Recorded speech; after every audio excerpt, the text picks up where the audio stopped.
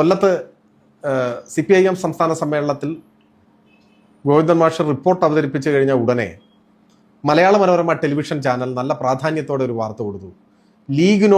ലീഗിനെ ചേർക്കാം, ലീഗിനെ ചേർത്ത് നിർത്തും എന്നോ മറ്റോ ആണ് അതിൻ്റെ തലക്കെട്ട്. മുസ്ലിം ലീഗിനെ കൂടെ കൂട്ടാൻ പോവുകയാണ്, ഇതാണ് വാർത്ത.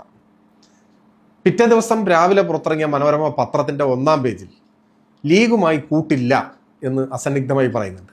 രണ്ടുപേരും റിപ്പോർട്ടിനെയാണ് ഉദ്ധരിക്കുന്നത്. ഗോവിന്ദൻ മാഷ് അവതരിപ്പിച്ച റിപ്പോർട്ടിൽ മുസ്ലിം ലീഗിനെ ഒപ്പം കൂട്ടാം എന്ന് മനോരമ ചാനലും, മുസ്ലിം ലീഗുമായി കൂട്ടില്ല ആ റിപ്പോർട്ട് പ്രകാരം മുസ്ലിം ലീഗിനെ ശക്തമായി എതിർക്കും എന്ന് പത്രവും പറയുന്നു. അപ്പോൾ ഒരുതരം കള്ളം പറയാനുള്ള മത്സരത്തിൽ പരസ്പര വിരുദ്ധമായി പോയി വാർത്ത. ഒരേ മാനേജ്മെന്റിന്റെ ഒരേ പേരിലുള്ള പത്രവും ചാനലും തമ്മിൽ വന്ന ഈ പരസ്പര വിരുദ്ധമായ വാർത്ത ഞാൻ ചൂണ്ടിക്കാണിച്ചു നവമാധ്യമത്തിൽ. ഒരു വിമർശനവും ഒരു പ്രതികരണവും ഉണ്ടായിട്ടില്ല. പ്രതികരണം നമ്മൾ പ്രതീക്ഷിക്കുന്നുമില്ല.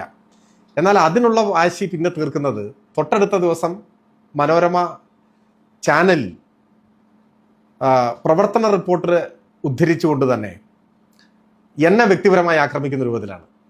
പാർട്ടിയിൽ കൂടുതൽ ശ്രദ്ധിക്കണമെന്ന് എന്നോട് പറഞ്ഞു എന്നൊക്കെയാണ്. എനിക്ക് വായിച്ചിട്ട് ചിരി വന്നു. സാന്ദർഭികവശാൽ രാവിലെ ആ മാധ്യമ പ്രവർത്തനെ കണ്ടു. ഞാൻ അദ്ദേഹത്തെ കണ്ടതല്ല, അദ്ദേഹം എന്നെ കണ്ടിട്ട് ഇങ്ങോട്ട് വന്നതാണ്. ഞാൻ അദ്ദേഹത്തെ കണ്ടിരുന്നില്ല സത്യത്തിൽ, രാവിലെ നടക്കാൻ പോയപ്പോൾ.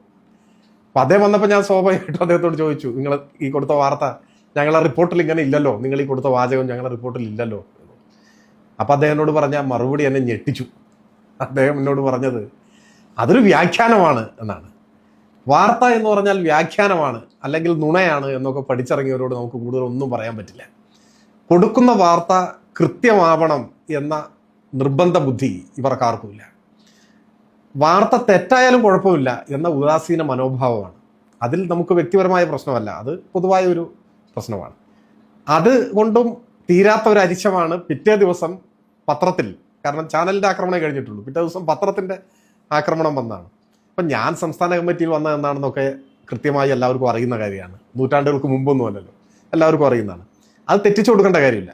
അത് തെറ്റിച്ചു കൊടുത്തിട്ടൊരു തെറ്റായ പ്രതീതി ജനങ്ങൾ ഉണ്ടാക്കുകയാണ്. അതാ ഇന്നലെ വന്നപ്പോൾ തന്നെ സെക്രട്ടേറിയറ്റിൽ വന്നു എന്ന് പറയാനാണ് ഉദ്ദേശിക്കുന്നത്.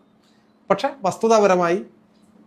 വസ്തുതയുമായി യോജിപ്പില്ലാത്ത കാര്യമാണ് അവർ കൊടുത്തിട്ടുള്ളത്. അപ്പോൾ ഇങ്ങനെയൊക്കെ ചെയ്യുന്ന മാനസികാവസ്ഥയിലാണ്, അതായത് നിങ്ങളൊരു വിമർശനം ഉന്നയിച്ചാൽ നിങ്ങൾക്കെതിരെ ഞങ്ങൾ ഇങ്ങനെയൊക്കെ ചെയ്യും എന്നൊരു സൂചന.